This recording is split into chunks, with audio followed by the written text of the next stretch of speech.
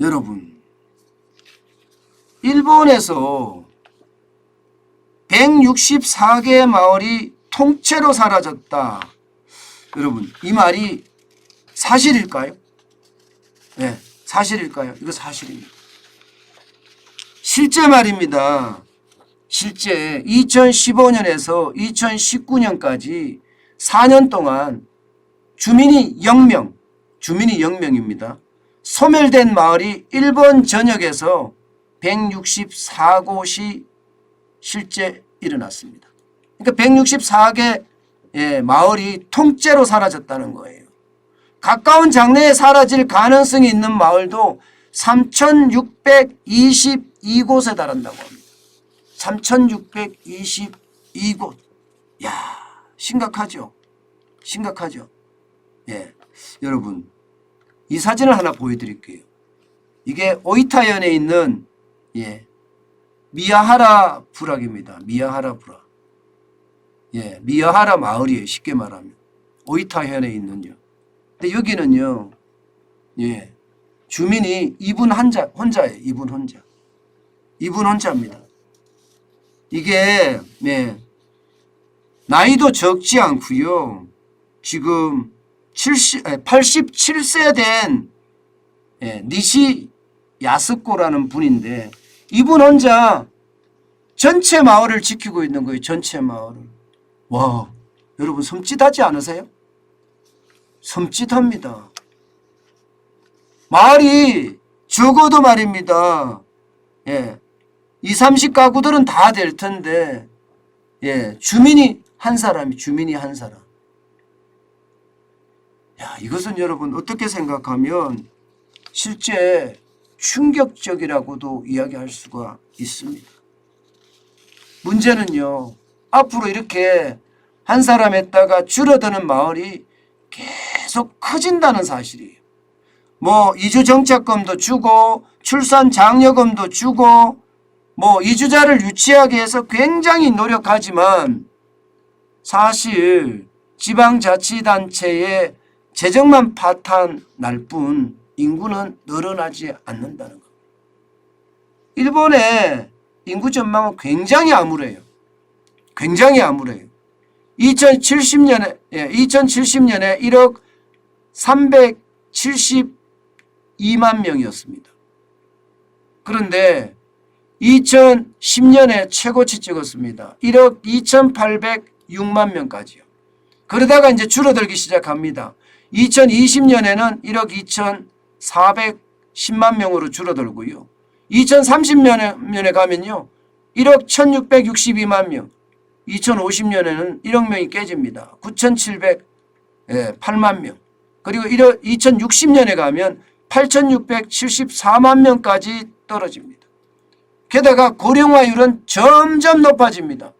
1970년대는 7.1%였던 것이 2020년에는 29.1%, 30년에는 31.6%, 그리고 50년에는 38.8%입니다. 60년에는 39.9%고요. 이러면 여러분, 이러면 마을이 사라지는 것도 사라지는 거지만 경제는 어떻게 될까요? 경제는 꼬꾸라질 수밖에 없다고 이야기합니다. 꼬꾸라질 수밖에. 이게 모두가 도시로 나가서 마을이 사라지는 것, 통째 사라지는 것도 사라지는 거지만 인구 자체도 지금 줄어들기 때문에 그만큼 말입니다. 일본 경제도 어려워지고 있다, 이런 얘기가 돼요. 일본이 잃어버린 10년, 20년, 30년 하면서 말입니다. 아베노믹스로 어떻게 하든 일본 경제의 저성장을 탈출해 보고자 했지만 결국 말입니다. 잃어버린 30년은 지금 헤어나오지 못하고 있어요. 문제는 앞으로 더 심각하게 된다는 거예요. 오히려 말입니다. 인구가 이렇게까지 줄어들게 되면요, 잠재 성장률이 마이너스로까지도 내려간다. 일본은 이미 이렇게 이야기하고 있습니다. 미쓰비시 종합연구소에서 발표한 내용을 보면 말입니다. 마이너스 곧 내려간다, 이렇게 이야기합니다. 게다가 고령자가 많아져서 지금 전후 베이비 부모 세대, 우리가 베이비 부모 세대라고 하는 일본은 단카이 세대라고요. 단카이 세대. 단카이 세대가 전원 75세 이상이 되는 겁니다. 75세 이상. 야, 2025년 정도면 앞으로 3년 후가 되면 말입니다. 참 이런 걸 보면 여러분 결국 말입니다. 일본 경제의 저성장의 원인 어떻게 따지면 인구가 굉장히 줄어들기 때문에 나타날 수 있는 최악의 상황도 된다는 겁니다. 문제는 이게 여러분 일본만의 일이 아니라는 거예요. 일본이 164개 마을 사라졌다 이렇게 이야기하지만 여러분 우리나라도 이거 별반 다르지 않습니다.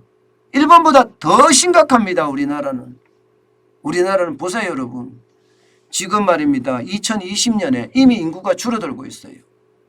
인구가 줄어들고 있습니다.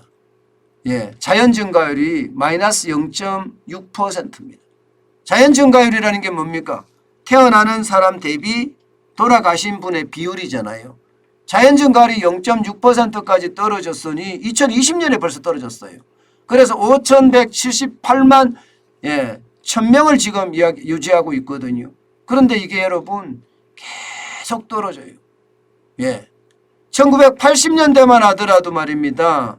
자연 증가율이 15.4%예요. 3,812만 4,000명이요. 예. 2000년대는 8.2%입니다. 4,700만 정도가 됐고요. 2015년에 5천만을 넘었습니다. 5,101만 5천 명이었는데 이때도 3.2%였는데 지금 떨어지는 걸 보면 말입니다. 충격적입니다. 그런데 여러분 문제는 올해 말입니다. 올해. 지금 이 예상은 그나마 통계청이 후하게 본 거고요. 근데 올해 대한민국은 마이너스가 될 수도 있다는 거예요. 올해가 5천만 명이 깨진다는 이야기를 나옵니다. 그렇게 되면 여러분 경제 굉장히 어려워질 거예요. 굉장히 어려워질 인구 때문이더라도. 예. 지금까지는 5천만 명이 안 깨진다는 전망들만 나와 있는데요. 예. 최근의 전망을 보면 올해 깨질 수도 있다 이런 얘기가 나옵니다.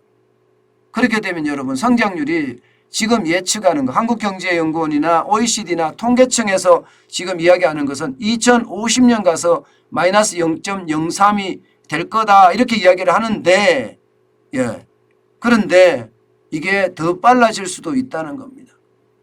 게다가 말입니다. 출산율이 지금 세계 최악이죠. 0.8이 못 되니까요. 세계 최악입니다. 0.8이죠. 0.8. 예. 그러니까 한 명도 안 낳는다는 이야기예요. 그러면 인구는 계속 줄어들 수밖에 없잖아요. 예. 요즘 시골에 가보면 여러분들도 느끼실 거예요. 요즘 시골에 가보면요. 비어있는 마을이 굉장히 많습니다. 비어있는 마을이. 예. 저희 고향만 가더라도요. 지금 비어있는 집들이 하나 둘 생기기 시작했어요. 비어있는 집들이. 예. 이렇게 비어있는 집들이 많이 생기잖아요. 그럼 결국 말입니다. 결국 상황은 굉장히 나빠질 거예요. 일본도 통째 사라졌다. 165곳이 이렇게 164곳이 이렇게 이야기하지만 우리도 지금 통째 사라질 확률이 굉장히 높아진 겁니다. 굉장히 높아진 거예요. 전 그래서 이게 앞으로 그 충격의 도가 좀 점점 커지지 않겠느냐 이런 생각해 봅니다. 이렇게 생각하면 여러분 그 어느 때보다 이게 인구에 의해서 생산 가능 인구 이 생산 가능 인구가 줄어들므로 해서요. 경제 성장률이 빠지는 그런 상황까지 연출되지 않을까. 아마 그렇게 될 거라고 예상이 됩니다. 그렇게 될 거라고. 그만큼 말입니다. 어려워진다는 이야기죠.